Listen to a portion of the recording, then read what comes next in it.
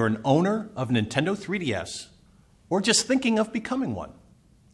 And really, if you're neither one yet, what's wrong with you? When it comes to gaming handhelds, I believe there is no better system than the Nintendo 3DS. And I say that not only because I grew up with the system and I have a ton of nostalgia for it, but also because when you look at the 3DS, it was also a genuinely incredible system with many games and features that made it just extremely Nintendo. The 3DS has maybe one of my favorite lineups of games during its lifespan, mostly because of just how weird it was, but also because it just had genuinely amazing games on it. Now, of course, I can't go through every single title on the 3DS and talk about it, but there are a few that are very special to me. First and foremost are all the 3DS Pokemon games.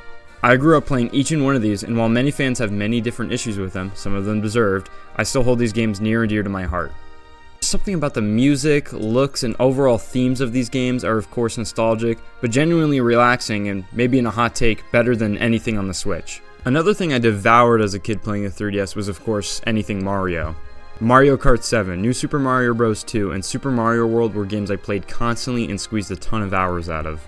Of course there was some Zelda, not a lot, but I played a ton of A Link Between Worlds, which might just be my favorite 2D Zelda of all time. I know that's gonna turn a lot of heads, but it's true. And Smash Bros?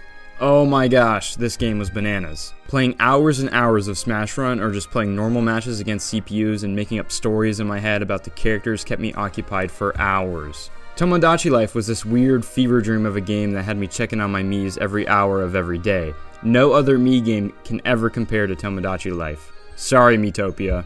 Now these are games a majority of people played, but I was different, you know. People were playing Ocarina of Time 3D, I was over here playing Denpa Man, trying to figure out how the fuck to play the game. I also played a ton of Kingdom Hearts Dream Drop Distance, which to a 7-year-old... Organization 13's true goal is to divide Xehanort's heart among 13 vessels. I am Xehanort from the most distant past. Didn't understand a thing that was happening in this game and just played it to run around Traverse Town and slide on guardrails and jump off walls and shit. I actually remember getting stuck on the Mantis boss in the Tron level and never playing the game again after that. Fantasy Life was probably the game I beat on the 3DS I remember the least about. Like, I seriously couldn't tell you a thing I did or what happened in the game other than me hitting the A button a lot. Dragon Ball games were amazing on the 3DS, as there was only 2. Extreme Butoden I remember being the first ever game I was anticipating releasing after playing the demo so many times, and when it did, I played it for hours and hours, unlocking everything I could and 100%ing the game. Dragon Ball Fusions was also extremely cool to me, fusing any character I want and having my own character in the game in this weird but extremely satisfying battle system, cool as shit. Yokai Watch was a game I never got far in, willing to admit it was a skill issue, could not for the life of me get past this stupid fucking pig boss. Luigi's Dark Moon was one of the few games I played online on the 3DS with a Scare Scraper mode. It was one of the first times I played a game online with other people, and I remember thinking how cool it was seeing other people in my game and knowing they were actual real people. Another title that I feel a lot of kids played was Lego City Undercover: The Chase Begins. Man, this game was awesome to play as a kid. It felt like playing a kid version of GTA, just doing whatever, and driving in all the cars was so cool. Skylanders Giants was another game I played a ton on the 3DS. A bizarre port of the game, but nonetheless an extremely good one in terms of actual game design. Of course, this wasn't all the 3DS had to offer in terms of games. While I never fully played titles like Kid Icarus Uprising, Fire Emblem Awakening, or any of the amazing Kirby titles on the system, I clearly remember going on the 3DS eShop and gazing at these games for hours. Which, speaking of... Holy shit, we need to talk about the 3DS eShop. The aesthetic of the eShop, especially early in the console's life, can never be rivaled by any gaming storefront in the history of gaming storefronts. The music, easily being the biggest highlight, something about the calming beats and thrills reminds me of a shopping mall and really makes you get lost as you look at all the games the eShop offers.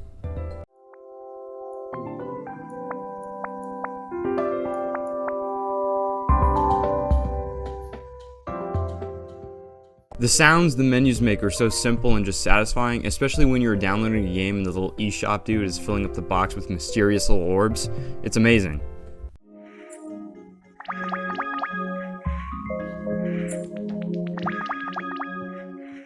But let's be real, besides looking at games and imagining playing them, the real reason you went to the eShop was to play some demos.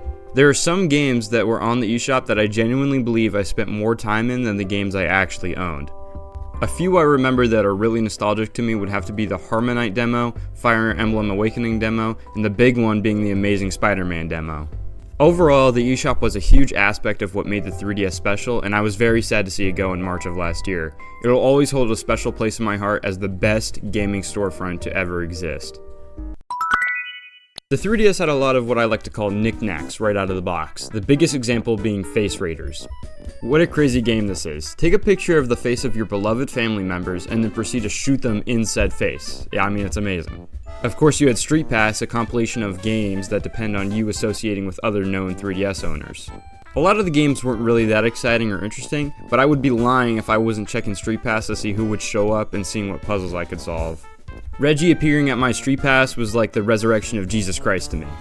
The 3DS camera was always a good time killer as a kid, always messing with photos and drawing on them. I will say, however, just to be fair, the DSi did have a better camera app, but the 3DS is still pretty good.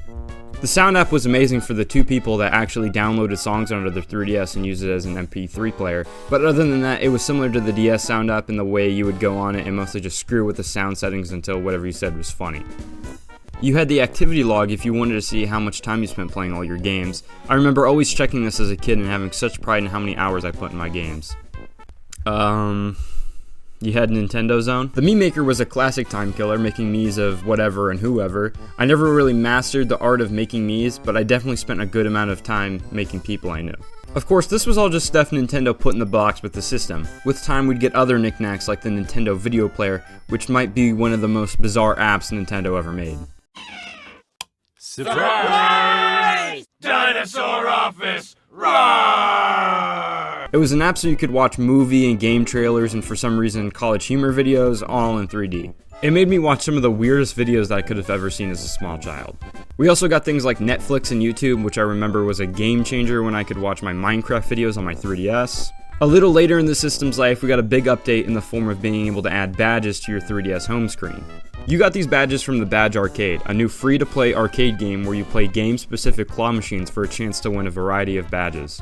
I remember making it part of my daily routine to get on Badge Arcade, which had a long-ass loading screen for some reason, and use my free daily plays to get cool badges for my home screen, and loving organizing my home screen in a specific way. And also, the Arcade Bunny somehow made it into Smash for some reason.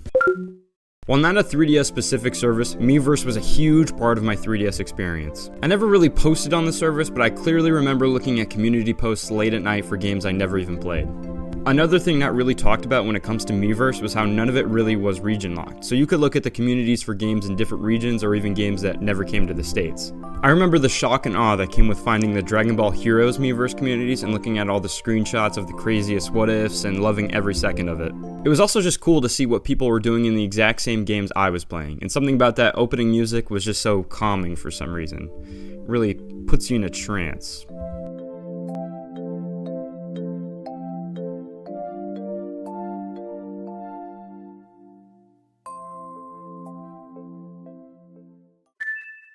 Obviously, this is all nostalgia, but something about the 3DS aesthetic is just so peaceful and charming. Any of the system music has this simple elevator charm to it that made even something like setting up the internet settings relaxing. The sound effects of the menus were also just so simplistic, it's very obvious how much charm went into the menus of old Nintendo consoles when you compare it to today with something like the Switch. Speaking of the Switch, the 3DS had themes, like a lot of themes. I remember downloading any free theme I could find from the theme shop and looking at all the other themes and just imagining how cool my 3DS would look with the Smash Bros theme. I think I said theme maybe like one too many times. Like any console in the history of consoles, you could meddle with your 3DS and unlock its full potential. I did this about a year ago with this Japanese new 3DS XL. Or LL, I guess. It was this really cool process that included a lot of breaking of mainframes and taking down of firewalls. And once you're all done playing Mr. Robot, then you can do whatever you want with your 3DS. Play any 3DS game you ever wanted with eShop. Get custom themes to do shit like this.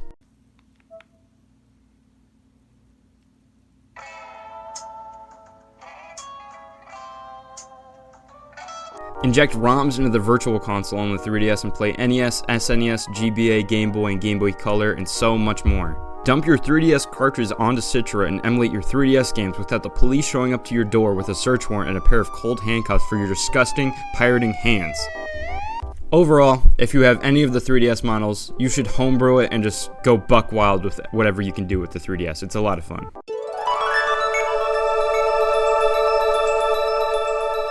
The 3DS might be my favorite gaming system of all time. Its games are weird and charming while also being fun to play. Its features were cool to an 11-year-old me, and I loved using all of what the 3DS had to offer in terms of services.